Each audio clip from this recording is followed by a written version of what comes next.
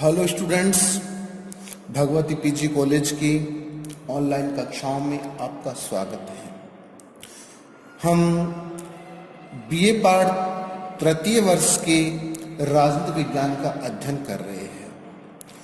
आपके BA part तृतीय वर्ष राजनीति विज्ञान में दो पेपर है, एक अंतर्राष्ट्रीय संबंध और दूसरा है विश्व के पाश्चात्य राजनीतिक विचारक, जिनमें आज हम अंतर्राष्ट्रीय संबंध का अध्ययन करेंगे।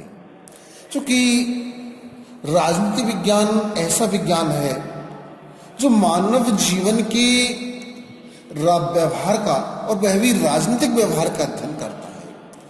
तो इस संबंध में हमें अंतर्राष्ट्रीय संबंधों का अध्ययन करना राजनीतिक दृष्टि से आवश्यक होता है। इस विषय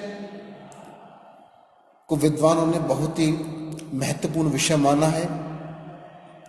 इस विषय के माध्यम से आधुनिक राजनीति, विश्व राजनीति,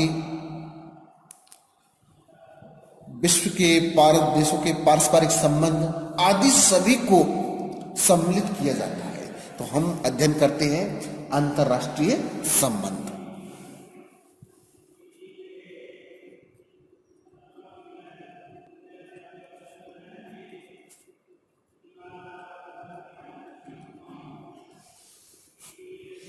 अंतर्राष्ट्रीय संबंध, तो ध्यान दीजिए, सबसे पहले हमको ये समझना है कि अंतर्राष्ट्रीय संबंध से तात्पर्य क्या है, अंतर्राष्ट्रीय संबंध की आवश्यकता क्या है, इसके अंतर्गत क्या क्या होता है, किन किन विषयों का अध्ययन किया जाता है, इसको मैं आपको आज संक्षेप में समझा रहा हूं।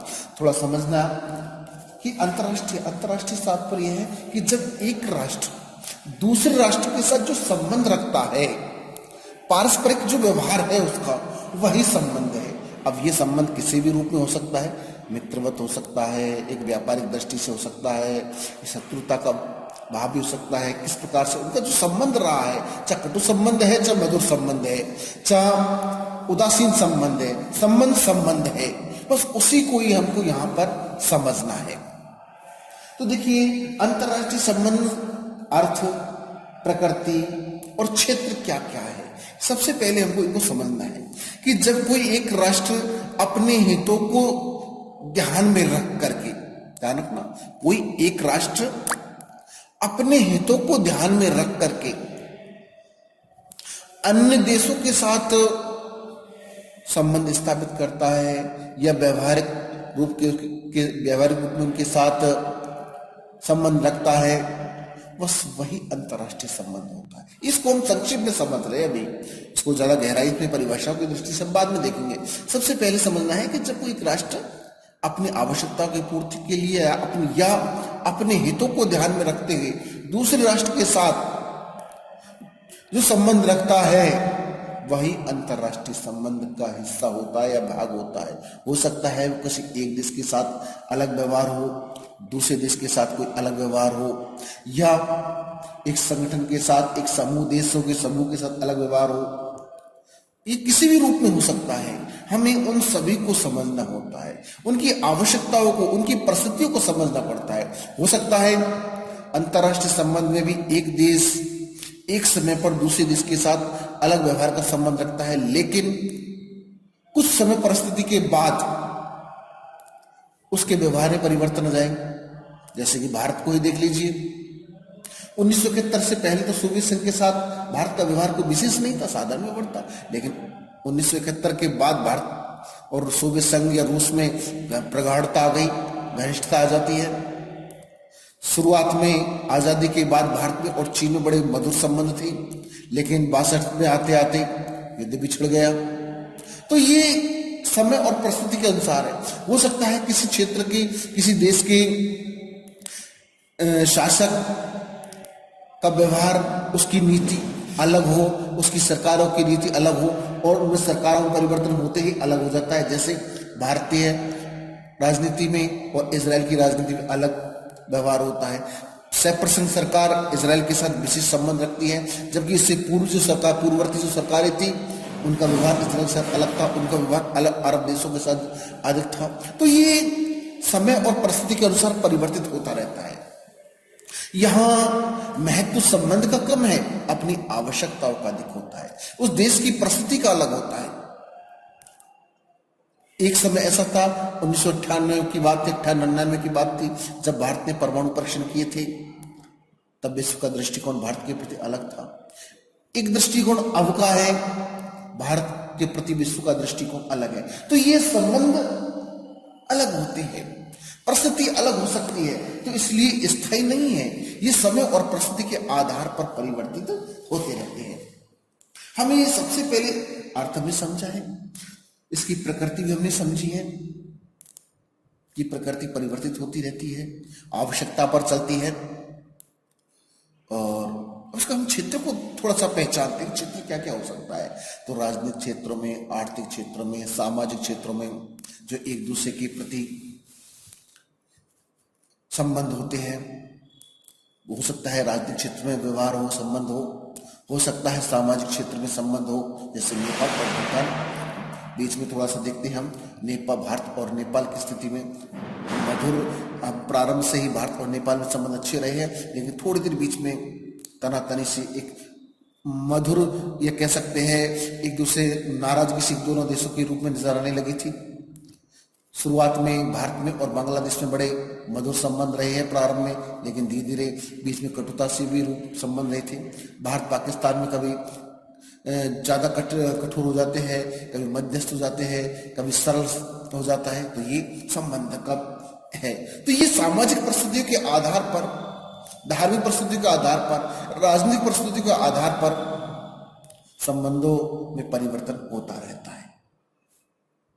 अब हमें सबसे पहले ही समझना पड़ेगा कि अंतर्राष्ट्रीय संबंधों का अध्ययन हम क्यों करें, क्योंकि हम राजनीतिक विज्ञान का अध्ययन कर रहे हैं। तो अध्ययन करते समय हमको ये महत्व देखना है कि अंतर्राष्ट्रीय संबंधों का अध्ययन हमको क्यों करना है, अध्ययन संबंध का जो महत्व क्या है ये हमको समझना है। सबसे पहले हमको समझना है कि संबंधों का महत्व क्या है। तो देखिए,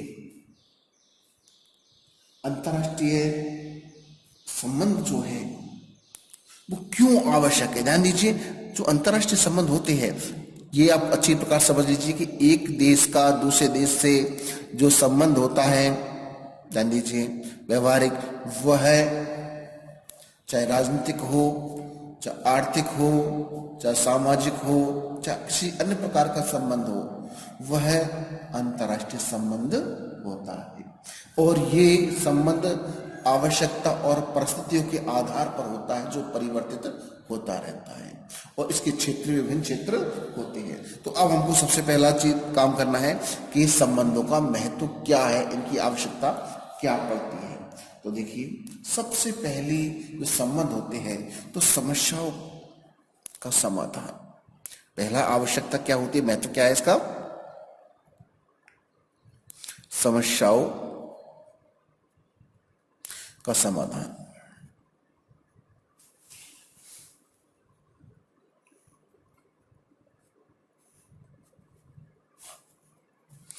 इस विषय पर हम अब चर्चा करते हैं कि अंतर्राष्ट्रीय संबंधों के माध्यम से यह अंतर्राष्ट्रीय संबंधों का महत्व समस्याओं का समाधान कैसे करता है। जैसे कि विभिन्न देशों की हम बात करें, अलग अलग देशों में अलग अलग प्रकार की समस्याएं होती हैं। कहीं आर्थिक समस्या हो, कहीं धार्मिक समस्या हो, कहीं राजनीतिक समस्या हो। उन समस्याओं को भी हो सकता है सामाजिक समस्याओं में अलग अलग प्रकार की समस्या हो, राजनीतिक समस्याओं में अलग अलग प्रकार की समस्या हो। तो एक दूसरे का जो सहयोग है, एक दूसरे की जो आवश्यकता है, वही उनको संबंधों के लिए प्रभावित करती है, उनको प्रेरित करते हैं। जैसे कि बहुत से ऐसे देश हैं जिनके पास ईंधन की कमी है, बहुत से ऐसे देश हैं जिनके पास खनिज उत्पादन की कमी है। तो अब उनकी आवश्यकता की पूर्ति कैसे हो, उनकी समस्या क्या है। जैसे उदाहरण के तौर पे अभी चल रहा है हमारा कोविड फैल रहा है, कोरोना फैल रहा है। अब इसके उपचार में बहुत से देशों के पास उपचार नहीं है, दवाइयां नहीं है। हमारे भारत ने उपचार ढूंढा है, दवाइयां सर्जित की है। अब इन दवाइयों को उनको आवश्यकता पड़ी, उन्होंने भारत के साथ संबंध स्थापित किया समझौता किया, बाहर से दवाइयाँ मांगी, भारत ने उनको दवाइयाँ भेजी। थोड़े दिन पहले की बात है, हमारी ऑक्सीजन की कमी महसूस हुई तो बहुत से ऐसे देश थे जिन्होंने हमको ऑक्सीजन प्रदान की। तो अब ये क्या है, समस्याएं, बीमारी है, प्राकृतिक आपदा है या अन्य प्रकार की कोई समस्या है, उन समस्याओं के समाधान के लिए एक देश दूसरे देश से सहायता की अपेक्षा करता है या एक दूसरे देश की मदद करता है। यही मदद या आवश्यकता ही उन देशों को आपस में संबंध जोड़ने के लिए प्रेरित करते हैं या मजबूर करते हैं। तो अंतर्राष्ट्रीय संबंध का सबसे बड़ा महत्व पहला यह है कि ये समस्याओं के समाधान में सहयोग करते हैं।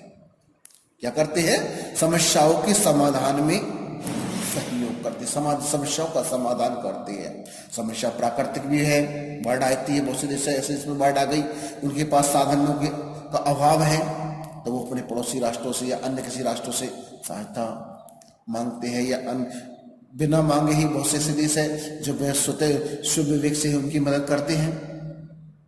कहीं अकाल पड़ा हुआ है तो हो सकता है खाद्य आपूर्ति के माध्यम से बहुत सारे देश एक दूसरे की मदद करते हैं। तो ये क्या है, समस्याओं का समाधान क्या, जैसे श्रीलंका में विद्रोह हुआ था, उस समय हमारी भारतीय सेना ने उनकी मदद की थी। तो ऐसी जो समस्या है, उन समस्याओं के समाधान के लिए एक देश दूसरे देश के साथ संबंध स्थापित करता है, संपर्क जोड़ता है। तो इसका महत्व, पहला महत्व यही है। दूसरे देखिए लेते हैं, दूसरे बिंदु के रूप में अगर देखते हैं तो विश्व की शांति।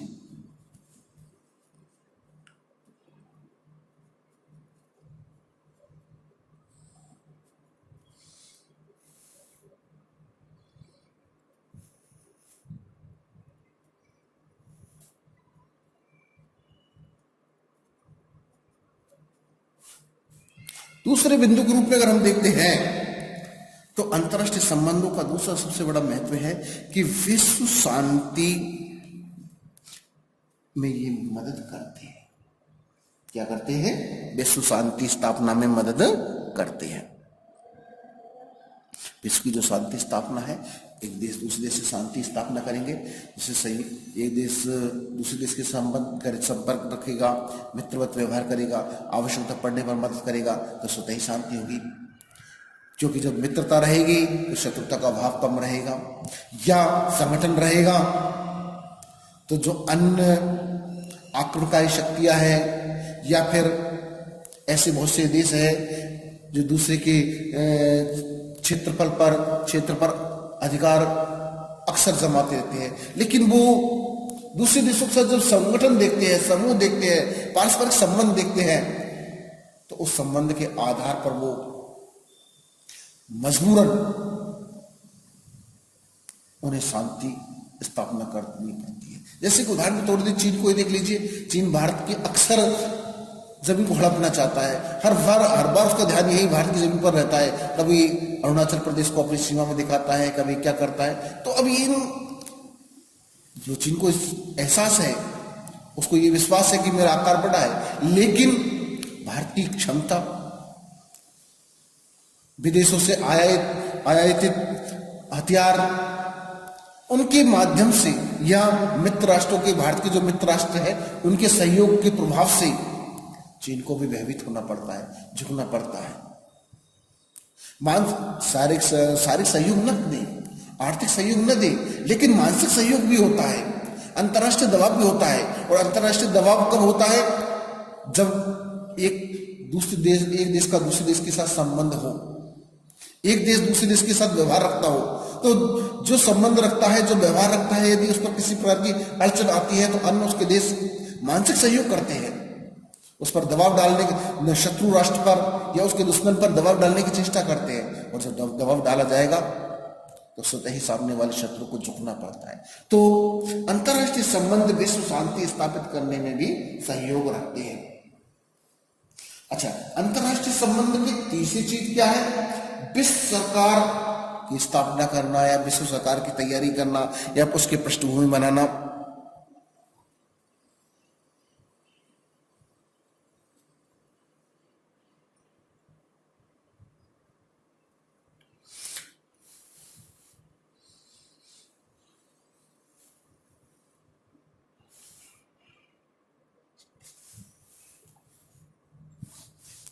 आज विश्व में अनेक देश हैं, सारे देश स्वतंत्र हैं, अपने आप में पूर्णतः निरंकुश है।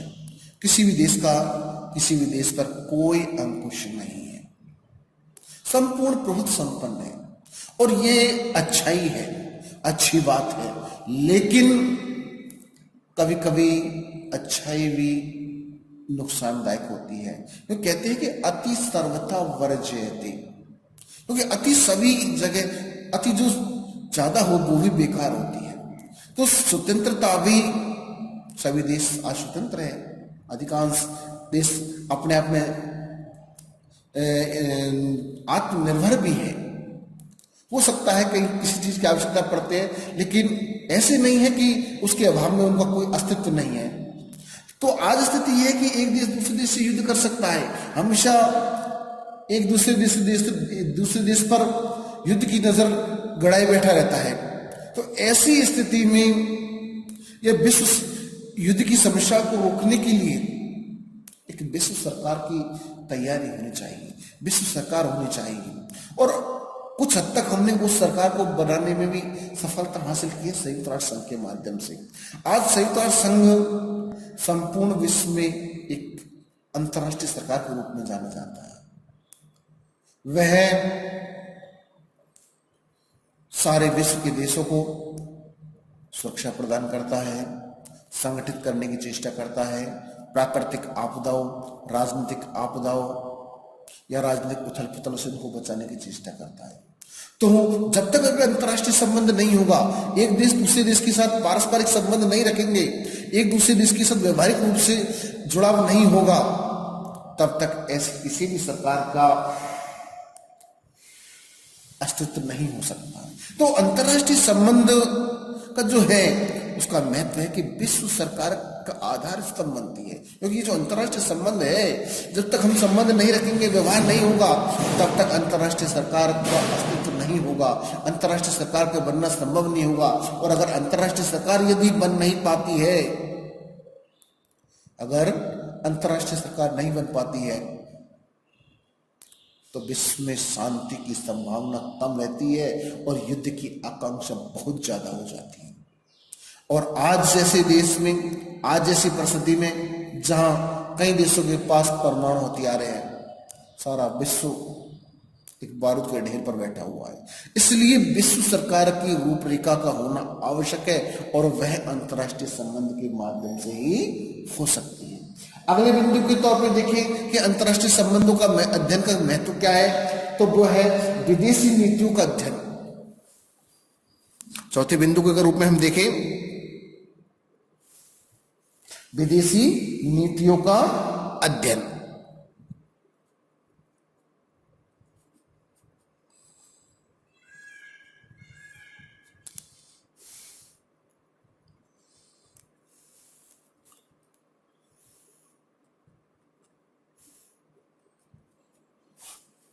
अच्छा, अंतर्राष्ट्रीय संबंध का जो अध्ययन हम करते हैं, इस अध्ययन का सबसे बड़ा महत्व, हालांकि समस्याओं का समाधान भी है, विश्व की शांति की स्थापना में सहयोग देना भी है, सरकार के आधार स्तंभ के रूप में भी नजर आता है अध्ययन, लेकिन जो विदेशी, इसका जो सबसे महत्वपूर्ण परिप्रेक्ष्य में देखे जाए तो वो है विदेशी नीतियों का अध्ययन करना। क्योंकि जब तक हमें दूसरे देश की नीतियों के बारे में जानकारी नहीं होगी, दूसरे देश के व्यवहार के बारे में, उसकी पृष्ठभूमि के बारे में हमें ज्ञान नहीं होगा, तब तक हम उसका अध्ययन नहीं कर सकते, उसकी जानकारी प्राप्त नहीं कर सकते। इसलिए अंतर्राष्ट्रीय संबंध की सबसे बड़ी आवश्यकता, महती आवश्यकता यह है कि इसके माध्यम से विदेशी नीतियों का अध्ययन किया जाता है, विदेश की नीति का आधार स्तंभ को समझा जा सकता है।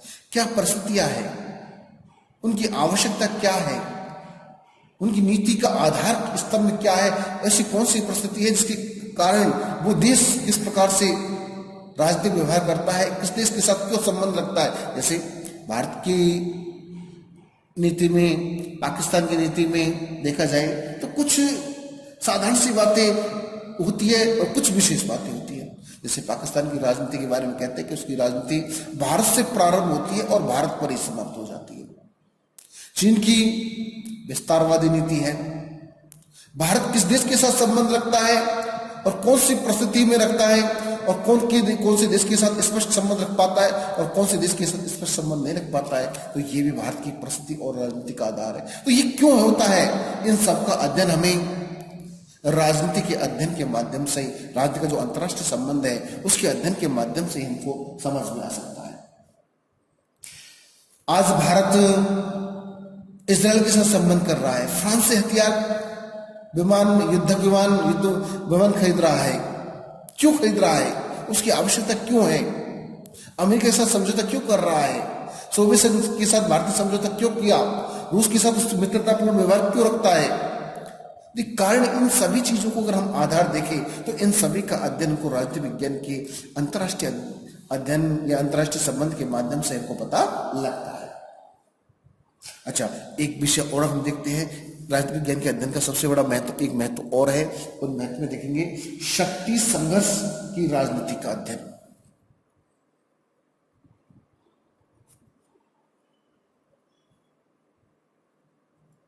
शक्ति संघर्ष की राजनीति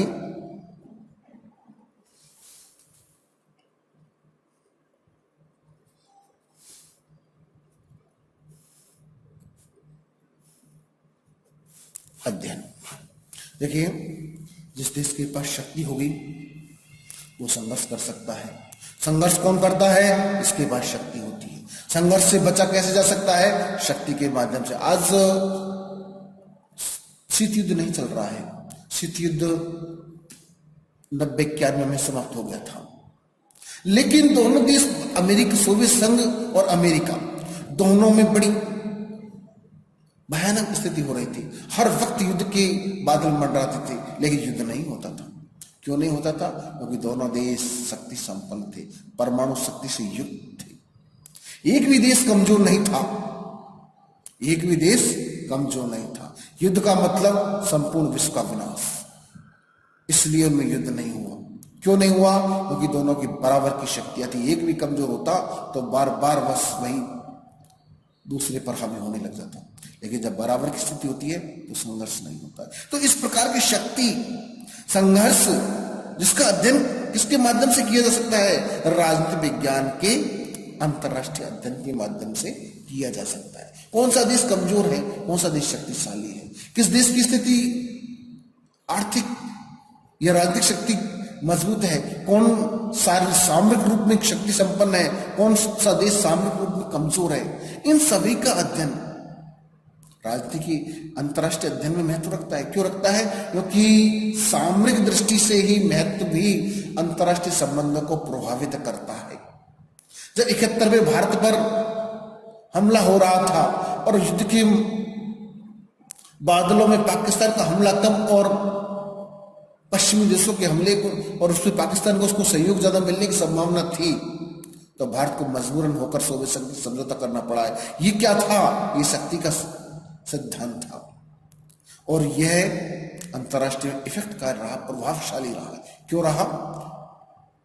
क्योंकि उनके पास जब शत्रु के पास शक्ति है तो हमें भी शक्ति से युक्त होना पड़ता है, और वही हमको प्रेरित करता है कि हम किस देश के साथ समझौता करें।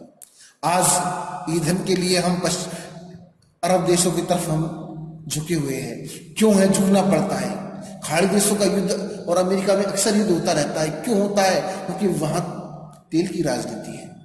इन सभी का अध्ययन राजनीति के अंतर्राष्ट्रीय अध्ययन में प्रभावशाली होता है।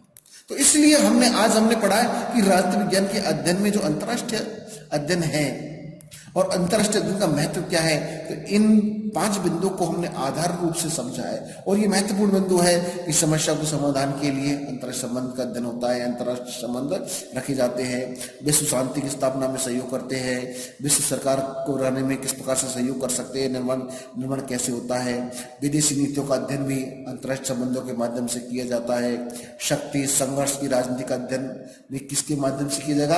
अंतर्राष्ट्रीय अध्ययन के माध्यम से किया जाता है। तो इस प्रकार हम देखते